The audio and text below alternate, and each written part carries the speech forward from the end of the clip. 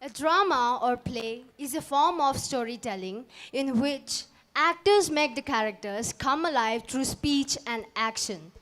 William Shakespeare is universally regarded as the greatest dramatist and finest poet of English language. Today, our students are going to take you to the theater of Shakespeare's play.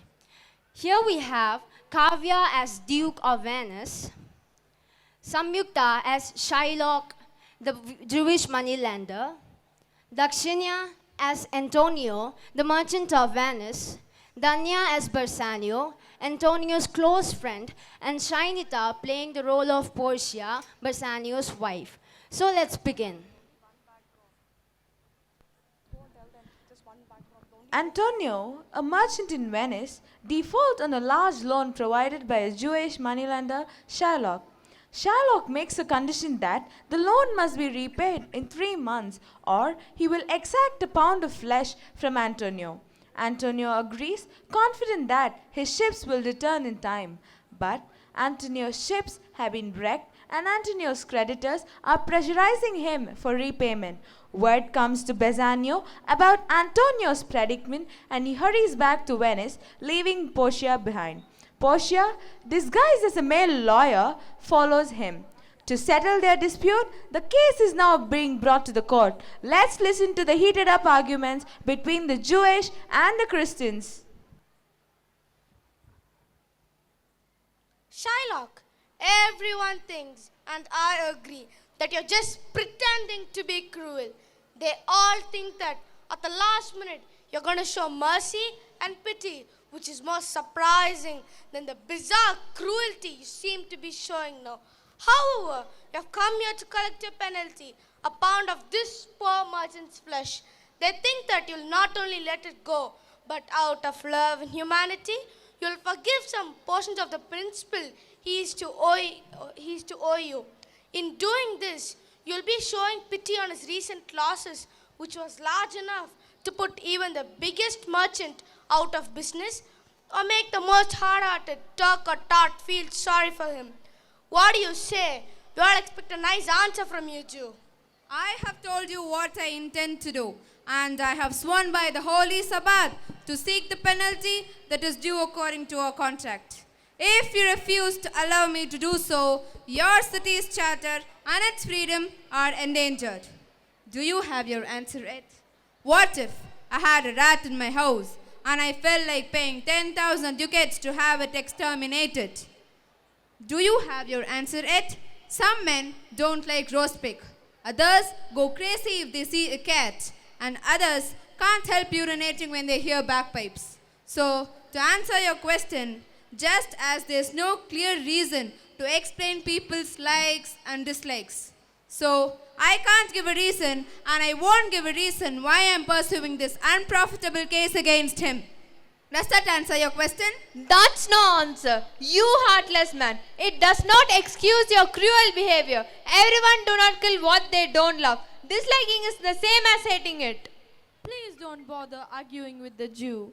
You might as well go stand on the beach and ask the ocean to get smaller. You might as well ask a wolf why he killed the lamb and made its mother cry.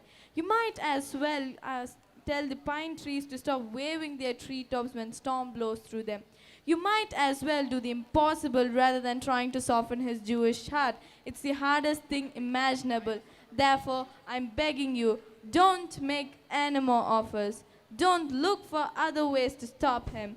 Just let me receive my punishment. Let him take his penalty. Instead of your 3,000 ducats, can I pay you 6,000? If you offer me 6 times of that, I wouldn't accept it. I would choose to take my penalty. Why should I be afraid of your judgment when I haven't done anything wrong? Many of you own slaves, which like your donkeys, dogs, and mules. You used to perform awful jobs just because you bought them. Should I say to you, set them free, let them marry your children? Why are you making them work so hard? Let their bed be soft as yours. Let them eat the same food as you. No, you would answer, the slaves are ours. And that's how I'm answering you. The pound of flesh that I want from him was very expensive. It's mine and I'm going to get it. If you refuse me, the laws of Venice have no validity. I await justice. So answer me, will I get it? I'm like one sick sheep in the flock, the one who deserves to die. The weakest fruit drops on the ground first. So let me drop. Bassanio, the best thing you can do is to keep living and write an epitaph for my gravestone. The argument was going on. To put an end to all these dismal dialogues, Portia arrives in a disguise to defend Antonio. Here we witness how a lady's wisdom saves the life of a man from the clutches of a cruel-hearted moneylender, and how the story ends with happiness. No one shows mercy because he has to. It just happens the way the gentle rain drops on the ground. Mercy is a double blessing. It blesses the one who gives it and the one who receives it. It looks better in a king than his own crown look on him. It is strongest in the strongest people. The kingly power seems to be God's own power when the king mixes mercy with justice. It is enthroned in the hearts of a king, the quality of God himself.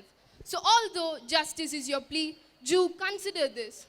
I take all responsibility for my rations. I want the law, the penalty, and the fulfillment of my contract. Can't he pay back the money? Yes, I'm offering to pay it back right this moment, even the twice the sum. If that's not enough, I'll sign a contract to pay 10 times as much as I'll give my head, my hand, and a heart as a security. If that's not enough, you're just evil and malicious. I beg you, just this one. Bend to the law. Use your authority. Do a great right by doing a little wrong. Don't let this devil have his way. That can't happen. There's no power in Venice that can change an established decree. The changes are recorded as precedent and it can lead to many bad legal decisions. That can't happen. Please let me review the contract.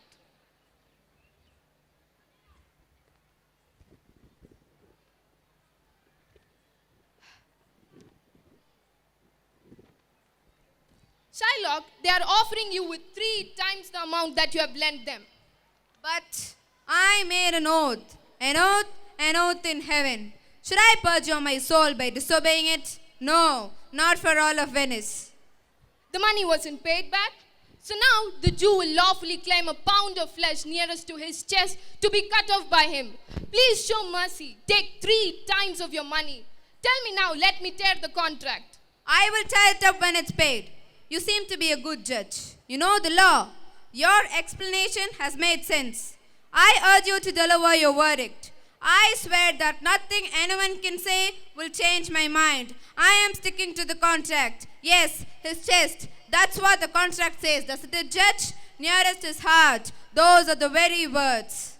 You merchant, do you have anything to say? Not much. I'm ready and waiting. A pound of this merchant's chest is yours. The court awards it and the law authorizes it. What a righteous judge. And you have to cut a pound of flesh nearest to his chest. The law allows it and the court awards it. What a wise judge. Come on, get ready. Wait, there's something else. This contract doesn't shed any blood at all. As the words expressly specifies, a pound of flesh. So take up a penalty of pound of flesh. But if you shed 1 drop of Christian blood when you cut, your land and the property will be confiscated under the Venetian law. In that case, I'll take their offer. Pay me the 3 times of the loan and let the Christian go. Yes, I have it ready for you. Here is it. Wait, the Jew will have justice. Wait, he'll not get anything except his penalty and justice. So get ready to cut a pound of flesh. Don't shed blood or cut less or cut more than exactly a pound. If you cut less or more than exactly a pound, even if it weighs as much as a hair, or even if it's the tiniest fraction of an ounce, you die. All your land and property under the Venetian law will be confiscated. Give me my money and let me go. You can't have anything except your penalty to be taken at the peril, Jew. Well then, I hope he chokes on it. I'm not staying here to argue anymore. What mercy you show on him, Antonio. If the Duke and the court set aside a fine from half of his property, I'm happy as long as he lets me the half in trust to the person who recently stole his daughter. I only ask for 2 things. First, Shylock must immediately become a Christian. Second, he must make a will in this court that he leaves all his property to his son-in-law Lorenzo and daughter when he dies. You, Jew, are you satisfied? What would you like to say? I am satisfied. Please let me go. I'm not well. Send the deed after me and I'll sign it. Go, but sign the deed. Shylock leaves, a broken man, stripped of all his financial and spiritual supports. Thank you.